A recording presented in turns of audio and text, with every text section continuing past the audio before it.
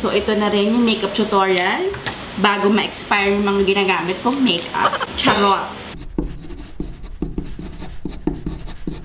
Hi guys! Welcome back to my channel and welcome to today's video. If you're new here, I'm HelenOnFleek and I'm not your typical beauty vlogger. Ang tagal na natin talagang walang makeup tutorial. So, I hope this look can help you sa mga future events nyo, or if you just want to like glam at home or for your gram. This look kasi nung pinost ko to, ay maraming nagtanong na kung paano ko ginawa ang look.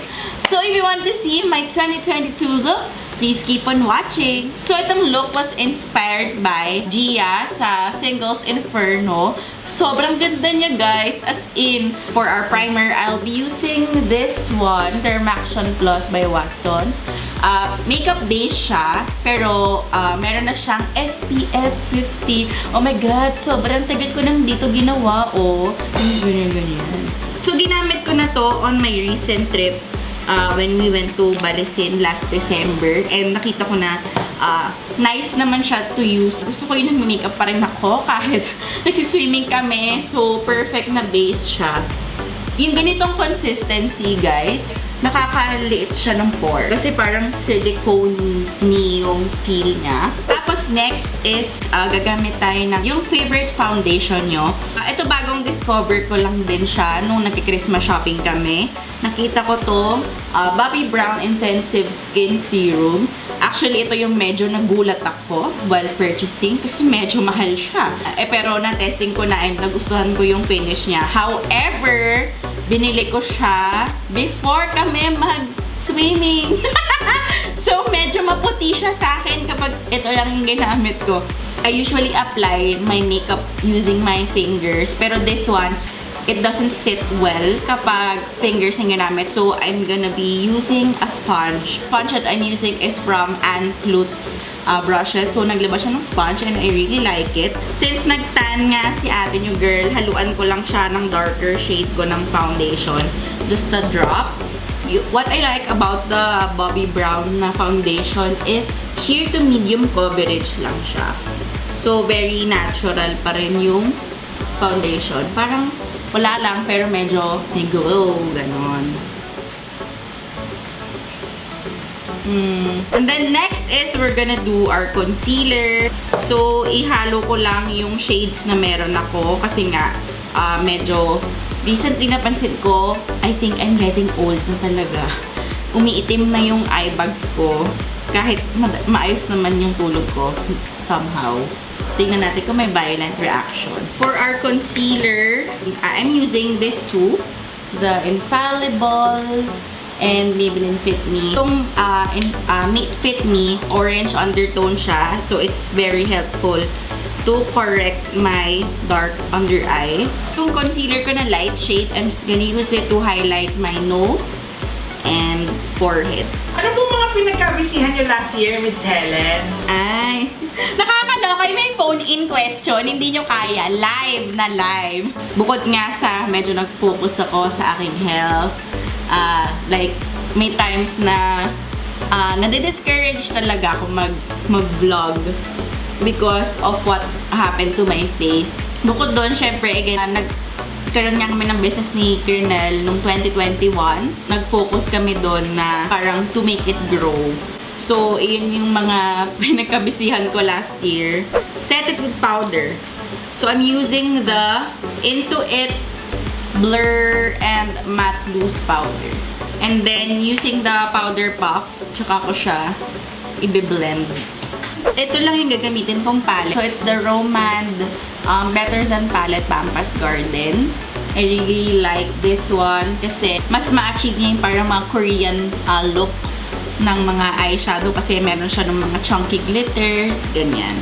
Ito yung fluffy brush. Tagal kong di sinabi yung fluffy brush. Color na to. Matte peach color. And apply it all over my eyes. Kukunin ko lang tong parang rose color. Lalagay ko lang siya sa outer corner and inner corner of my eyes. Kita nyo na mas parang may depth yung eyes natin. I'm just gonna use my ring finger to get itong chunky glitter shade. And ilalagay ko siya sa gitna. Tapos, medyo maglagay tayo sa may ibabaw. Para mas mag-pop yung eye natin. Kasi nga, yung shape ng eyelids ko, parang kinakain niya yung eyeshadow. Ako lang tayo ng warm brown shade. And then, dito sa outer corner. And then, get parang ganitong brush. Same brown shade. And dadalhin natin siya sa lower lash line. So, mag-iwan kayo ng mga 1/3. Sa inner corner ng eyes, apply niyo yung rose shade again.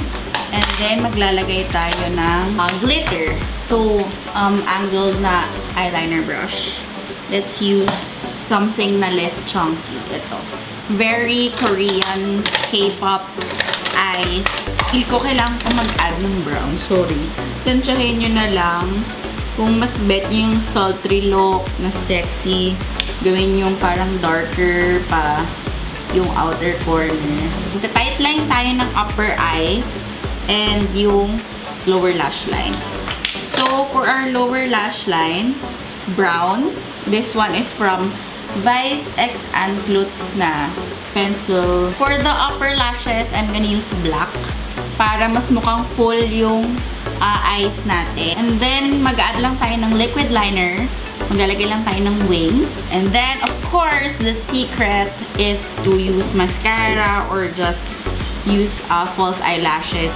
So, overall, our 2021 was great compared to 2020. Kasi 2020 was the time when things were uncertain. And nung time na yun, hindi pa namin alam kung paano mag-adjust sa pandemic. And this 2021, ito yung time na nagkaroon ng mga vaccines, diba? So, nagkaroon ng hope. Parang na-feel namin na this year, ito yung may chance kami mag-grow in terms of career. And we're happy kami ni Crinel. We're able to do it when we opened our business.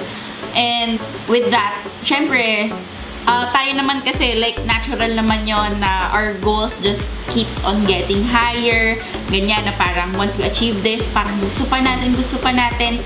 But sometimes, we neglect to be grateful sa mga na-achieve na natin. Na parang feeling natin, kapag na-achieve na natin to, oh, what's next? Parang you don't give yourself some time to rest and reflect on the things you were able to achieve. It's just, parang okay, nakuha na natin tong goal na to. And then, ito na yung susunod. So, we just keep on hustling. And for me, very important yung kailangan nating isipin na dati pinapangarap ko lang to. Ako, personally, minsan nakakalimutan ko magpasalamat kay Lord na thank you. Kasi despite na may pandemic, naging comfortable pa rin yung life namin. And I'm just so grateful. So, isa yung lessons na natutunan ko last year, 2021. So, this 2022, I think I should apply it to lessen din the pressure on myself. Kasi sometimes, the pressure is not really from others. It's just you and yourself. So, yun yung biggest na kalaban. Well, for me, ganun ako. Minsan nga, kailangan pa sa akin i-remind ni Crinel na why do you put so much pressure on yourself kahit hindi naman yun sinabi ng iba or ganun. Minsan ganun lang talaga ako na kailangan ko gawin to, ganyan. Or nako, alam mo yun, yung mga bad thoughts na kinakain ka and it just brings you down. So, I think, kailangan mo lang i-remind yung sarili mo na you've worked hard, you did everything what you can do. Kasi minsan kapag sinobrahan natin, we put so much pressure on ourselves, we forget our health as well. And again, isa sa mga biggest lessons ng sakit ko sa akin is to just don't take too much stress kasi alam mo yun, baka bumalik siya. Ito na lang din yung positive things na nakikita ko when I got sick kasi it reminds me to rest. Ganon. Period. So, yun na yung lashes, mga sis. And I'm just gonna do my brows like the usual. I really like this brush from Clutz. Ito yung brow fill. Maganda yung spoolie niya. Tapos meron pa siyang brow brush. Tapos, I'm just gonna contour my nose. Nakalimutan ko mag-highlight ng inner corner ng aking eyes. Ganun. And then, mascara din pala sa lower lash line. Blush. So, ito, nice trick that I saw on TikTok. Actually, wait. Ito muna yung gagamitin ko mga shades. I got, Ito parang red shade. Nakita ko lang to sa vanity drawer ko, pero parang sa Japan pa namin siya nabili. Tsaka tong For You To na blush. So, imimix ko sila to get a parang reddish blush. Sa ibabaw lang ng cheeks. Actually, parang, alam niyo yung parang highlight point na nga, ganong level. Para mas lifted. And then, konti sa may temples ng forehead. Konti sa may chin para mas balanced yung look. Ganon. And then, contour. And then, highlight. To complete our look, we're just gonna do a gradient lip. Peripera Ink Velvet Tint. Peripera? Peripera. To Manifest Pera 2022. Just get a little and then diffuse it on your lip. Nice na i-diffuse na siya. It gives you an illusion na overlined lips.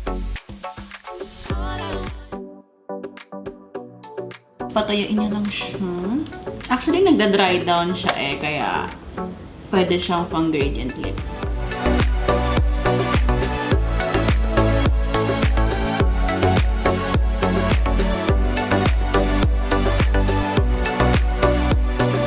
You all the best this upcoming year, and I pray na lahat ng desires ng heart nyo ay mag-grant ni Lord, o diba? This is it for today's video, and I hope you guys enjoyed it. And if you like this video, don't forget to give it a big thumbs up, and don't forget to subscribe to my channel for more videos like this. Follow me on Instagram at HelenOnFleek, on Facebook and TikTok at HelenOnFleek. Thank you guys so much for watching, and I'll see you guys on my next video. Bye! Bye! Also guys, comment below kung ano yung mga videos ko na gusto niyo makita next. Okay? Bye!